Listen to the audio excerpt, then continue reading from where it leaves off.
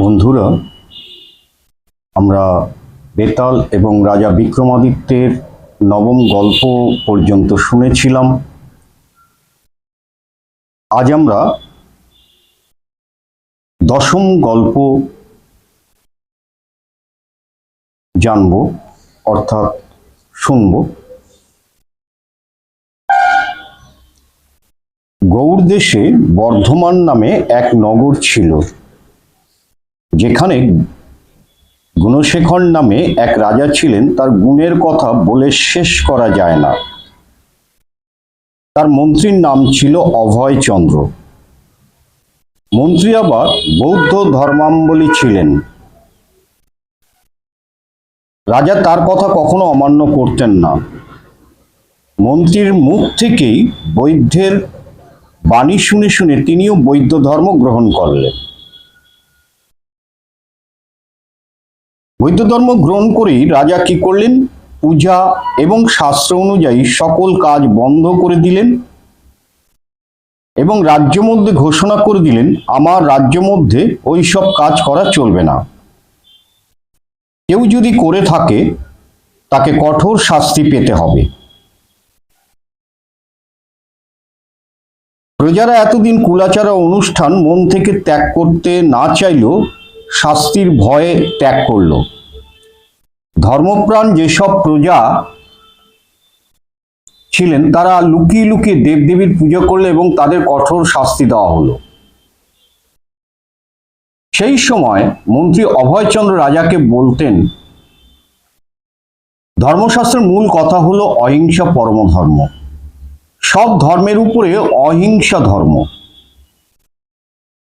কোনো লোক যদি এই জন্মে কাউকে হত্যা করে তবে পরের জন্মে সে তার প্রতিশোধ নিয়ে তাকে হত্যা করবে।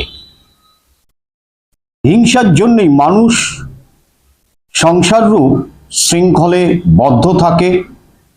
মানুষ কেন, দেবতারাও পাপ কাজের জন্য সংসারে এসে অবতার হচ্ছেন।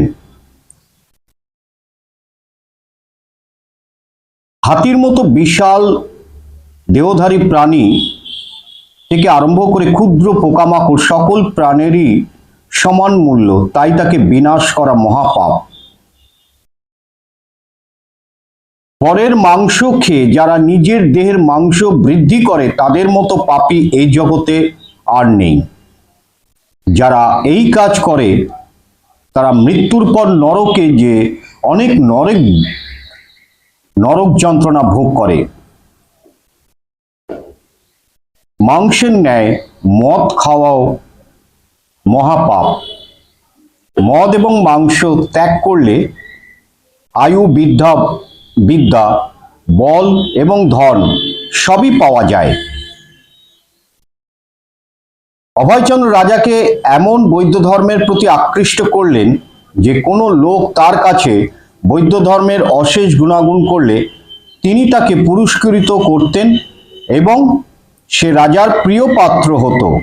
এইভাবে রাজার রাজত্বে প্রজারা বৌদ্ধ ধর্মে অনুপ্রাণিত হলো। এরপর রাজার মৃত্যু হলো।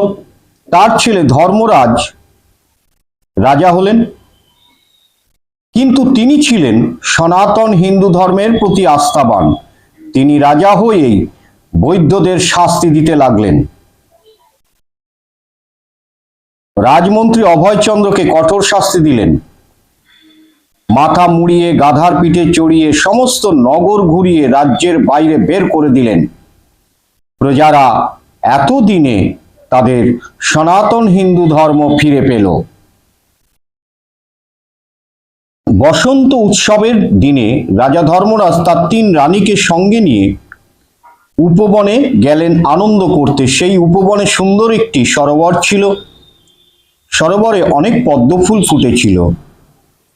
রাজা নিজে সরোবরে নেমে পদ্মফুল তুলে এনে রানীদের দিলেন, কিন্তু একটি ফুল এক রানীর পায়ের উপরে পড়ে গেলে তিনি এমন আঘাত পেলেন যে তার পা ভেঙে গেল। রানী বেদনায় কেঁদে উঠলেন।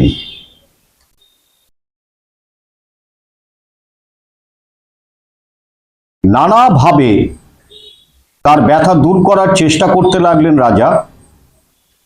কিন্তু তা হচ্ছে না। এইভাবে আর এক রানীকে দেখলেন যে আকাশে পূর্ণ চাঁদ কিরণ দিচ্ছে, সেই চাঁদের আলোয় লেগে দ্বিতীয় রানীর গায়ে ফোস্কা পড়ে গেল। তিনিও ব্যথা অনুভব করতে লাগলেন।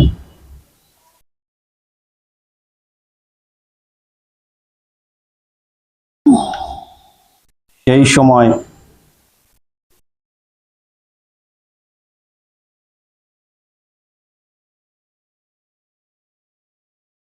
তিনি চিন্তা করতে লাগলেন যে কি করা যায়।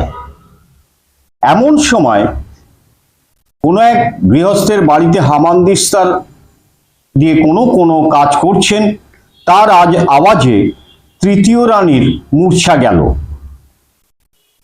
তিন রানী তিন এই অবস্থা দেখে রাজা ব্যাকুল হয়ে উঠল এবং তাদের শুশ্রদ্ধা করার চেষ্টা করলেন। এই অদ্ভুত গল্প শেষ করে বেতাল বলল, মহারাজ, তোমাকে বলতে হবে এই তিন রানীর মধ্যে কার শরীর সবচেয়ে কোমল। রাজা বললেন, এর উত্তর খুবই সোজা। চাঁদের আলো গায়ে লাগলে যার ফোস্কা পড়ে তার মতো কমলাঙ্গী আর কোথাও পাওয়া যায় না। বেতাল মহারাজের কথা শুনে, অর্থাৎ বিক্রমাদিত্যের উত্তর শুনে এবং রাজার বুদ্ধির প্রশংসা করে আবার তার শরীর নিয়ে শিরীষ গাছে গিয়ে উঠে পড়ল। আর রাজাও আবার দৌড়তে লাগলো শিরীষ গাছ থেকে সেই দেহটাকে, অর্থাৎ বেতালের দেহটাকে ফিরিয়ে আনার জন্যে। এরপরে আমরা একাদশতম গল্প শুনব। এরপরের অংশে আজ এই পর্যন্ত। জয় জগৎ বন্ধু।